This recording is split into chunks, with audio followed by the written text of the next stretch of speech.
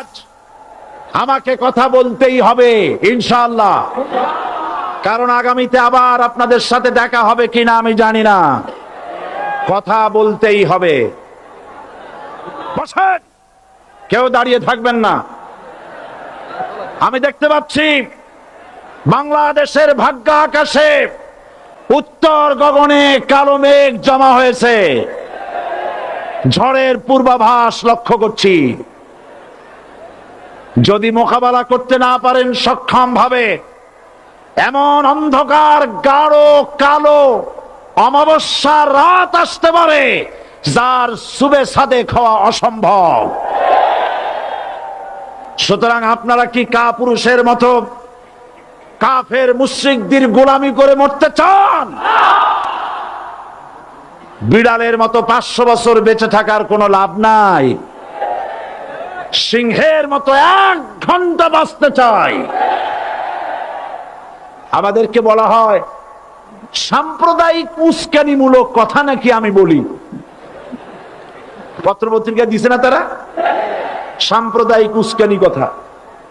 সাম্প্রদায়িক উস্কানিমূলক কথা বলি, সেই জন্যই বোধহয় শত শত মুসলিম আমাদের কাছে এসে মুসলমান হয়। মানুষে আর বোকা বানানো যাবে না। যাবে কি? আর বোকা বানানো যাবে? তারপর বলছে কি, এরপরে বলছে আমাকে বলছে রাজাকার। শুনে রাখো চট্টগ্রামের লক্ষ লক্ষ জনতা, পার্লামেন্টে যখন আমাকে এই কথা বলা হয়েছিল, আমার পার্লামেন্টের কলিগ জাফরুল্লাহ চৌধুরী সাহেব বসে আছেন এখানে,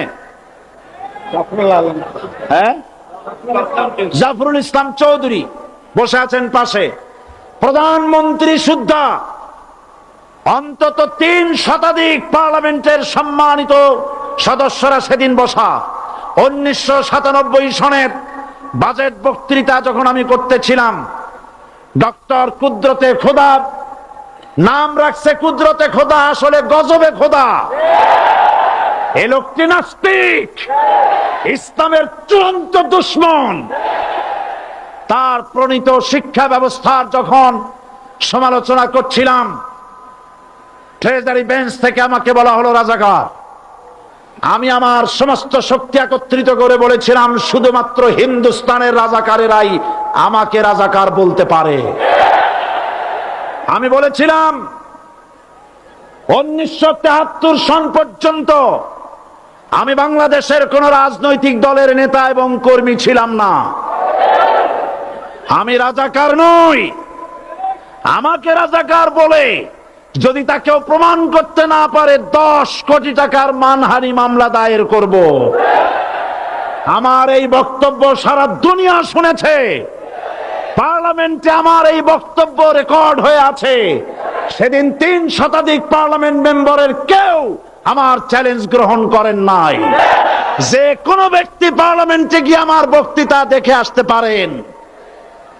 এরপরে 1997 সনের 7ই অক্টোবর দৈনিক জনকণ্ঠ পত্রিকা যখন আমার বিরুদ্ধে লিখলো, সেই পত্রিকায় সাইদির ওপেন চ্যালেঞ্জ 8ম পাতা, 1997 7ই অক্টোবর, এত বড় 2 কলামে হেডিং।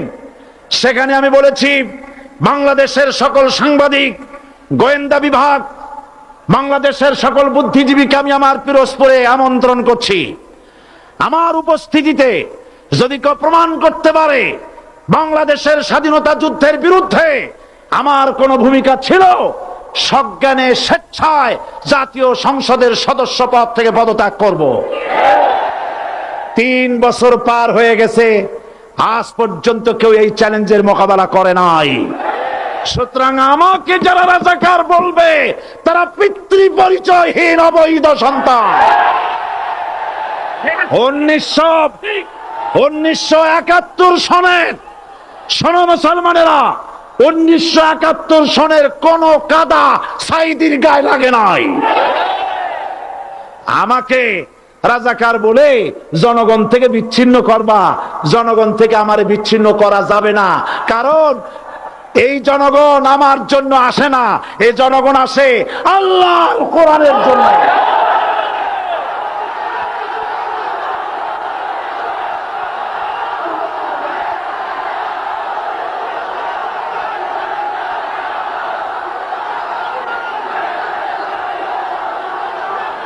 আজকে আর যারা ইসলামের কথা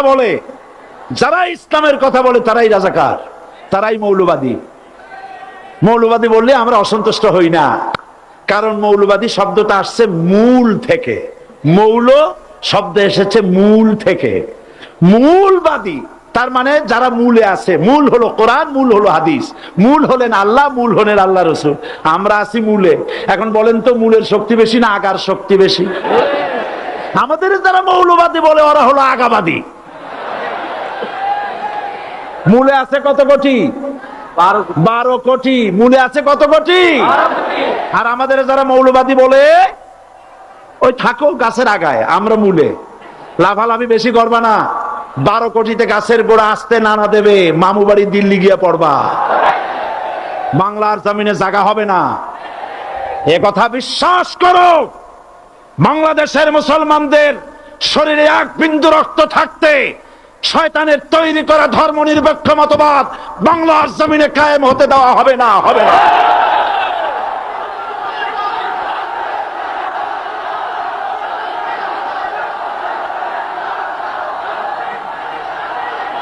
রাসূল করিম সাল্লাল্লাহু আলাইহি ওয়াসাল্লাম কোরআন প্রতিষ্ঠার জন্য আন্দোলন করেছিলেন।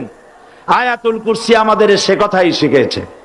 আল্লাহ রাব্বুল আলামিন বলেন, আল্লাহু লা ইলাহা ইল্লা হুয়াল হাইয়ুল কাইয়্যুম। প্রাণ খুলে পড়েন, আল্লাহু লা ইলাহা ইল্লা হুয়াল হাইয়ুল কাইয়্যুম। আল্লাহ হচ্ছেন তিনি যিনি ছাড়া কোনো ইলাহ নাই, আইনদাতা নাই, বিধানদাতা নাই।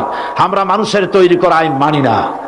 12 কোটি মুসলমানের দেশে আইন তৈরি করবে মানুষ, আমরা মানব না।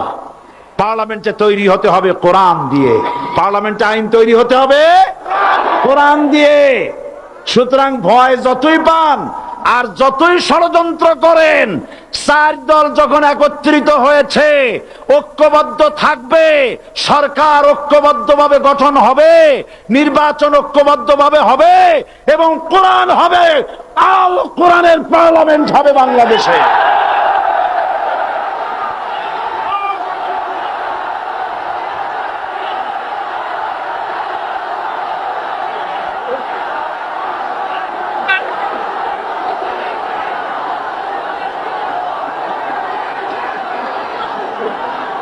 বীর চট্টলার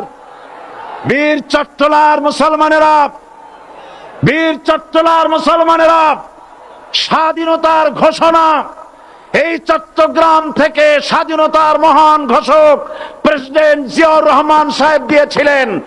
এই চট্টগ্রাম থেকেই ইসলামী রাষ্ট্রের ঘোষণা হবে।